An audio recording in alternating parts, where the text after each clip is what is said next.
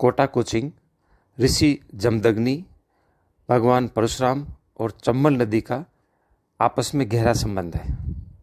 आइए इसकी जानकारी लेते हैं। महर्षि जमदग्नि और रेणुका की 5वीं संतान थे भगवान परशुराम। कोटा कोचिंग की सफलता क्या इन देव पुरुषों के आशीर्वाद का फल है? ये सब जानने से पहले चंबल नदी की जानकारी लेते हैं।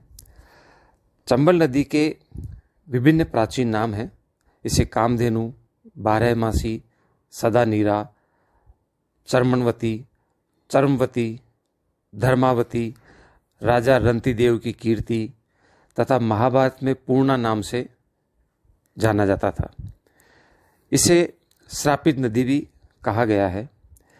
इसे चर्मणवती क्यों कहा गया? ऐसी दंत कथाएं हैं कि राजा रंतिदेव ने इसके किनारे अनेकों यज्ञ किए थे, जिससे बहुत राख एकत्र हो गई थी। राख को चर्म भी कहते हैं। दूसरी कथा है कि बहुत पशुओं की बलि देने से इसके किनारे काफ़ी चर्म एकत्र हो गया था, इसलिए चर्मवती नाम पड़ा।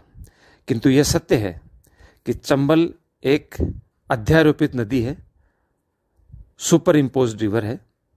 इससे खंडहरों का निर्माण होता है।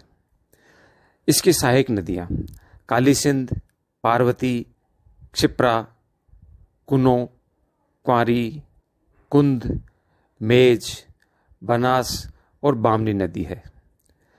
इसकी कुल लंबाई 965 किलोमीटर है। राजस्थान में लगभग 376 किलोमीटर बहती है। राजस्थान के 6 जिलों से गुजरती है।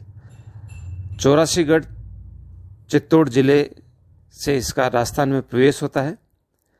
फिर कोटा, बूंदी, सवाई माधोपुर, करौली, धौलपुर होती हुई मध्य प्रदेश में चली जाती है। 4 बांध हैं जो चंबल नदी पे बनाए हुए हैं: गांधी सागर, राणा प्रताप सागर, जवाहर सागर और कोटा बैराज। इस नदी का कुल ड्रेनेज एरिया है 43,200 वर्ग किलोमीटर। उल्टी बहने वाली देश की यह एकमात्र नदी है जो दक्षिण से उत्तर की ओर बहती है। चंबल में कुछ दुर्लभ प्रजातियां भी मिलती है, जैसे गेजेटिक डॉल्फिन, दुर्लभ महाशिरा मछली, रेड क्राउन रूफ कछुआ, चित्रा इंडिका कछुआ आदि। घड़ियाल के लिए चंबल वैसे ही प्रसिद्ध है। सबसे महत्वपूर्ण बात है चंबल का उद्गम और इसका अंतिम छोर।